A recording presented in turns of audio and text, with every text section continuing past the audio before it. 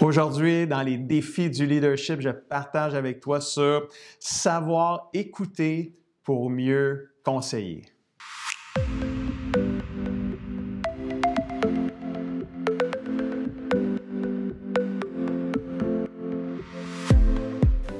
Bonjour mon ami et bienvenue à ta formation VIP, les défis du leadership. On va regarder ensemble aujourd'hui le 11e défi qui s'appelle « Savoir écouter pour mieux conseiller, pour mieux encourager ». Quand tu es un leader, tu es souvent celui qui parle le plus. Pour ma part, dans ma personnalité, je suis quelqu'un qui est beaucoup plus vite à parler qu'à écouter. Donc, savoir écouter pour mieux conseiller, pour mieux aider les gens, ça représente pour moi un défi dans le leadership. Et peut-être pour toi aussi, c'est un défi de savoir bien écouter. Ma femme me dit souvent, avant que je rencontre une personne ou des personnes, elle me dit souvent, « Guy, prends le temps d'écouter la personne, laisse la personne parler, écoute-la attentivement, activement et le Saint-Esprit va te révéler quoi dire au bon moment, comment bien répondre et conseiller la personne. Donc, bien écouter va déterminer ton succès comme leader et comme conseiller. Jacques 1,19 nous le dit, « Chacun doit être rapide pour écouter, lent pour parler, lent pour se mettre en colère. » Tu as sûrement entendu aussi cette phrase, cette expression, Dieu t'a créé avec 2 oreilles et une bouche. Le message est clair. Le message est clair. Écouter est 2 fois plus important que parler. Quand tu prends le temps de bien écouter, tu mets l'attention sur la personne qui te parle et non sur toi-même. Savoir écouter peut guérir des mariages, absolument, des relations amicales et même familiales.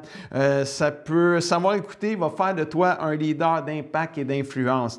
J'aimerais te donner à toi, comme à moi, quelques conseils pratiques concernant mieux écouter. Premièrement, écoute pour entendre et comprendre et non pour répondre.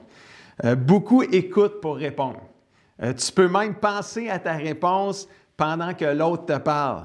Notre cerveau est occupé à préparer une réponse pendant que l'autre nous parle. Ce n'est pas vraiment de l'écoute active et productive, ça. Oui, tu entends l'autre te parler, mais tu n'écoutes pas vraiment parce que là, tu es concentré seulement sur ce qu'elle te dit. Donc, quand quelqu'un te parle, tourne-toi vers la personne, regarde son visage, regarde sa bouche. Comme le Seigneur le fait pour nous, 1 Pierre 3,12, la Bible dit « Les yeux du Seigneur sont sur les justes et ses oreilles sont attentives à leurs prières, à leurs demandes. » Concentre tes pensées seulement sur ce que l'autre est en train de te dire. Laisse-les terminer ce qu'ils ont à te dire et ne les coupe pas avec une réponse. C'est comme dirige avec tes oreilles en premier avant de diriger avec ta bouche. Donc ça, c'est vraiment une belle pensée ici, là. Si tu écoutes et entends les histoires des gens, le Saint-Esprit va te donner les bons conseils à leur donner quand ils vont avoir fini de te parler. L'écoute active va disposer ton propre cœur aux besoins des gens qui se confient à toi. Pour un leader qui aime parler, écouter pour entendre et bien comprendre et non pour répondre peut être un véritable défi. Deuxième fait concernant l'écoute, c'est que l'écoute demande de l'humilité. En tant que leader spirituel, on n'est pas là pour nous. On est là pour les gens. Ce n'est pas à propos de nous, c'est à propos d'aider les gens à s'épanouir et à grandir dans leur vie spirituelle. Les écouter quand ils vivent des épreuves ou des difficultés demande de l'humilité. Quand tu prends le temps de prendre une pause de tes projets à toi pour écouter et aider les gens de ton équipe, tu vas réussir. C'est pour cela qu'écouter demande de l'humilité. C'est faire passer les intérêts de l'autre avant les tiens, comme la Bible dit dans Philippiens 2,4. Ne cherchez pas votre intérêt à vous, mais cherchez les intérêts des autres. Mon ami leader, humilie-toi. Ferme ta bouche. Ouvre tes oreilles pour écouter les besoins des gens qui sont sous ton leadership. Troisième fait concernant l'écoute, c'est règle tes conflits relationnels au travers de l'écoute. Pas de relation. Si tu n'as pas de relation avec personne, tu n'as pas de leadership. Tu n'es pas en leadership. Si tu es tout seul, tu ne peux pas exercer le leadership. Le leadership s'exerce en relation avec les gens. Donc, si tu es un leader, bien, tu es en relation avec des gens qui sont sous ton leadership. C'est sûr et certain. Et si tu es en relation avec des gens, bien, il peut arriver des problèmes, il peut arriver des conflits, il peut arriver des questionnements que les gens peuvent avoir. Et si tu ne prends pas le temps d'écouter l'autre personne, un mur va se construire entre toi et la personne.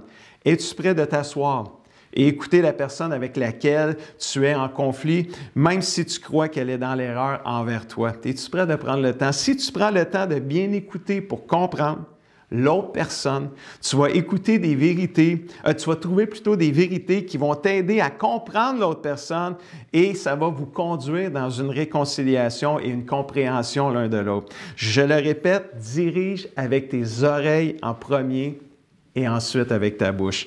Tu peux faire un grand impact dans tes relations en écoutant avant de parler.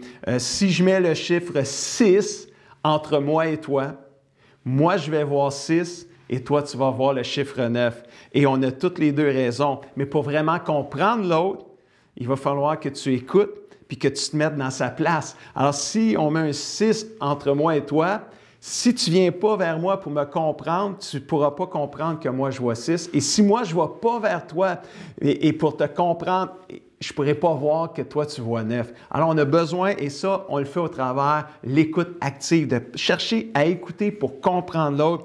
C'est vraiment important. Proverbe 21-28, l'homme ou la femme qui sait écouter, puis je dirais même le leader qui sait écouter, aura toujours le droit de parler. C'est vraiment important. Savoir écouter pour mieux conseiller et guider les gens, c'est crucial dans le leadership, mais ça peut représenter un grand défi pour beaucoup de personnes. Donc, laisse-moi terminer en te rappelant les 3 vérités que je t'ai parlé concernant l'écoute active dans le leadership. C'est écoute pour entendre, comprendre et non pour répondre.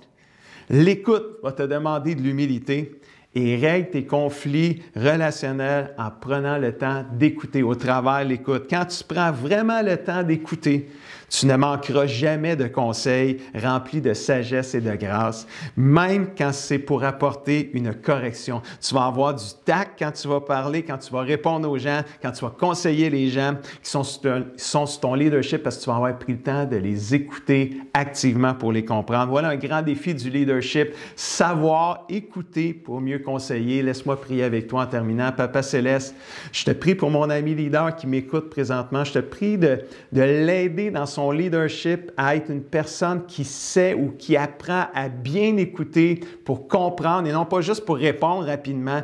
Mais Seigneur, aide mon ami à avoir une écoute active pour mieux gérer ses relations avec les gens qui sont sous son leadership. Et c'est au nom de Jésus que je le prie. Amen et amen. Mon ami, j'espère que tu as aimé cette capsule-là. Et si tu penses que ça peut aider quelqu'un à mieux gérer ses relations au travers l'écoute, bien, partage ce défi-là avec un ami leader. Et sur ce, je te dis, on se revoit dans le prochain défi.